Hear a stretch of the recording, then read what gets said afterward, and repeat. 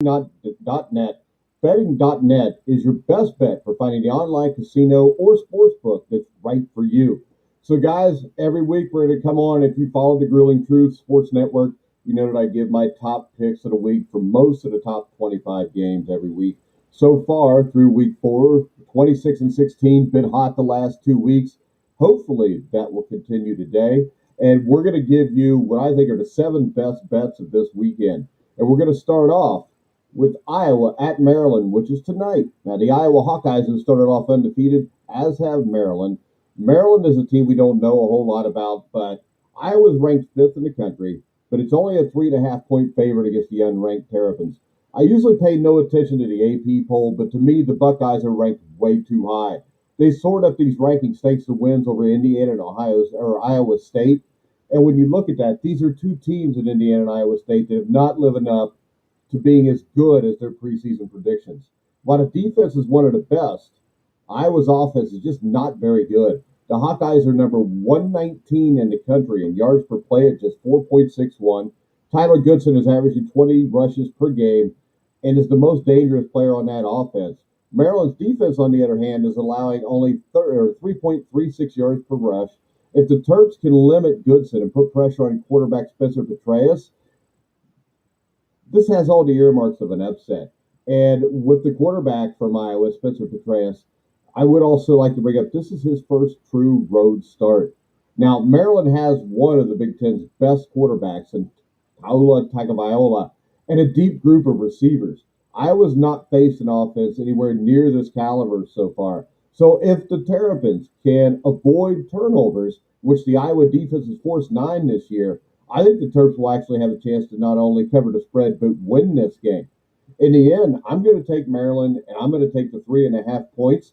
And this is a game, really, to me, Big Ten wise, very interesting because Ohio State looks to be rebuilding, which you don't know how long that'll last there because Ohio State is very talented. You got a Maryland team that's kind of come out of nowhere. Iowa is a team that people I think thought would be somewhere between the third to sixth in the Big Ten, but they've started off on a hot streak. But once again, who have they beaten? Who have they played? I like Maryland in this game. And like I said, it would not shock me if they win the game, but I'm definitely going to bet Maryland, and I'm going to take the 3.5 points. Now, next up, another Big Ten matchup: the Michigan Wolverines, who are 4-0, and they will battle Wisconsin. The Badgers are favored by a 1.5 at home. Wisconsin's 1-2 so far this year, and that's mainly because of self-inflicted mistakes and losses to both Penn State and Notre Dame. The Badgers were in both of those games well into the fourth quarter, had a chance to turn things, and they got a chance to turn things around now, starting against Michigan at home. Michigan's ranked 14th. They're 4-0. They've relied almost exclusively on its rushing attack to get to this point. Last week, Rutgers, however, that rushing game struggled. And Rutgers probably the best team Michigan's played. I think there's no doubt they're the best team Michigan's played. And the Wolverines just averaged 2.9 yards per carry as a team there. They put pressure on Cade McNamara, the quarterback, to make some throws. He really didn't deliver. He was just 9 of 16 for 163 yards. I don't expect much improvement there in a tough road environment. If Michigan couldn't run the ball effectively against Rutgers, it will not be able to do so on the road at Wisconsin, the team with the number one rush defense in the country. 69 yards on 68 carries is what Wisconsin's given up against the run. The turnover factor with Graham Mertz scares me here, but I'm confident Wisconsin is the right side here. So I'll take Wisconsin. I'll give the 1.5, and I'm going to be really comfortable with this because really Michigan's getting a lot of hype, and I like the way they have played more physical, and that's kind of the throwback to Michigan, the both Schembechler years, even Lloyd Carr, where they're a big physical team that can impose themselves on you. But when I look at this team right now, I really have doubts about the quarterback, their ability to throw the ball. And if they can against a team like Wisconsin at Wisconsin, I mean, remember, Wisconsin, I thought maybe outplayed Penn State over 4 quarters. Penn State beat them because basically they have one of the best quarterbacks in college is Sean Clifford. Michigan doesn't have that. I mean, Cade McNamara is not Sean Clifford. I think right here, this is a white one. I think Wisconsin wins this game by more than a touchdown. Next up, we got Minnesota at Purdue. I'm going to take the under here at 47.5. And when we look at this matchup, I mean, Minnesota had one of the worst losses of the season last week. They got beat by a horrible Bowling Green team. They were a 31-point favorite. It was a brutal performance from a team that clearly thought it could just play at half speed and get a home win over a mediocre MAC team. Now, I'm expecting a different level of focus from the Gophers this week, but I don't trust this offense enough to pick them to cover the spread. Minnesota's entire approach on offense is baffling. The Gophers run the ball 72.9% of the time and have run the ball on 80.7% of the first down plays. That's crazy in this stage and age. That's 1955 football. Now, Purdue isn't exactly lighting it up offensively either. Many of the Boilermakers' top players are dealing with injuries. Earlier this week, star receiver David Bell was still in concussion protocol. The team's two top running backs have also been out, and tight end Payne Durham got hurt last week against Illinois as well. I'm not expecting many points on this game, so instead of picking the winner here, I'm just going to take the under at 47.5. I feel pretty comfortable here that neither team is going to be able to put up a bunch of points. Next up, we get the Pittsburgh Panthers at the Georgia Tech Yellow Jackets.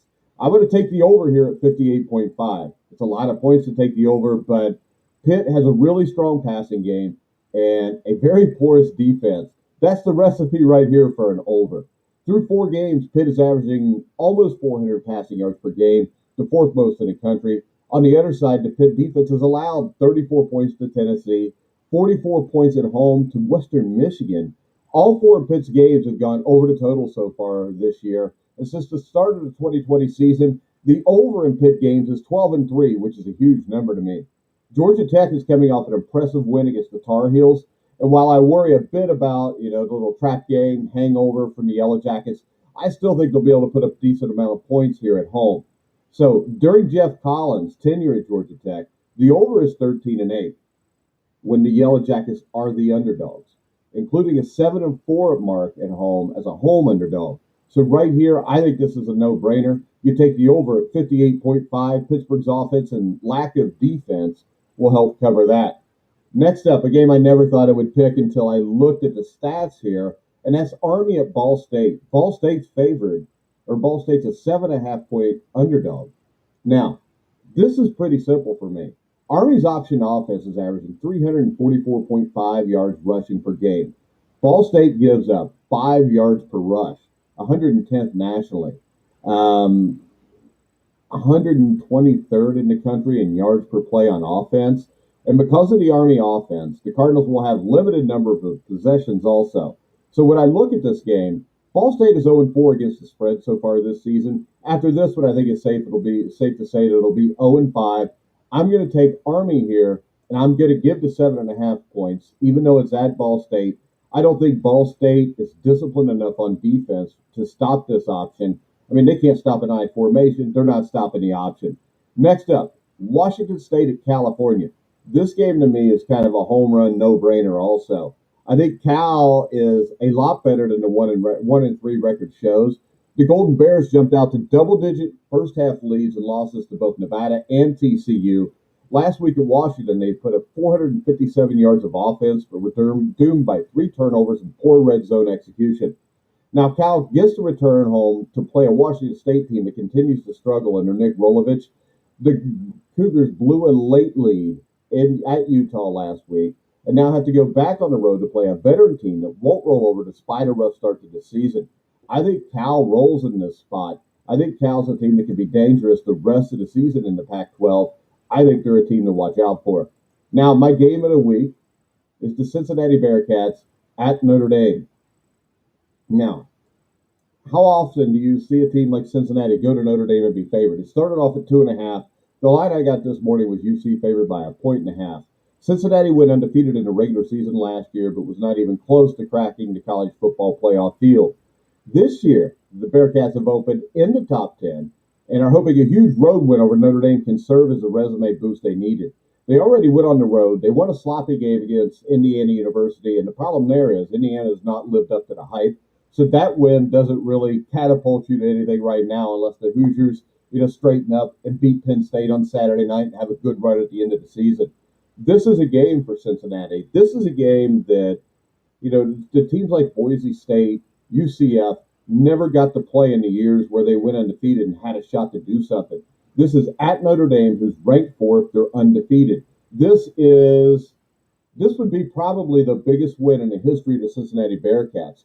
And Notre Dame is 4-0, but they haven't been impressive as it was as they were. I look at him. I mean, you're looking at a team that needs a last minute touchdown to beat Toledo.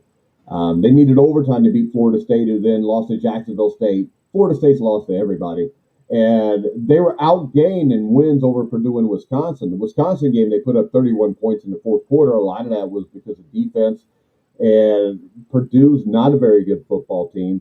And with Cincinnati coming into town, I think it's unclear who will start at quarterback for the Irish. Jack Cohn injured his leg last week, but Brian Kelly said the team is optimistic he'll be able to go. But if not, it will likely be Drew Pine under center.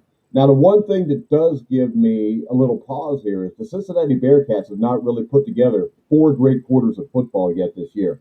They started off the season rough. Murray State, I think it was week 2, they played horrible in the first half.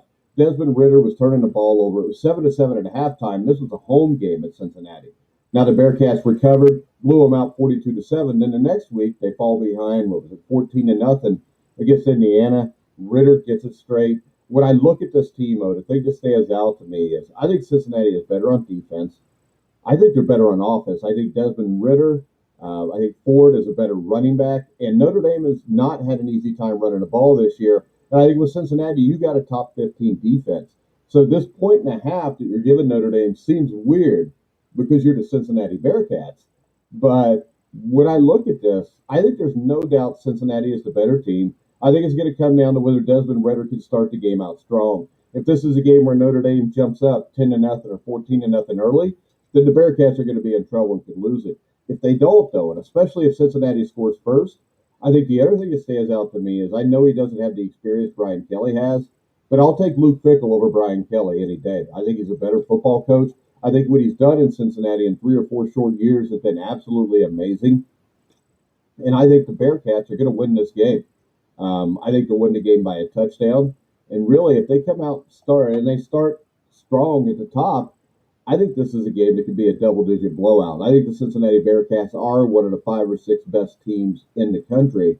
And when you look at that, I mean, I've got to go with the Bearcats here. You're only giving a point and a half.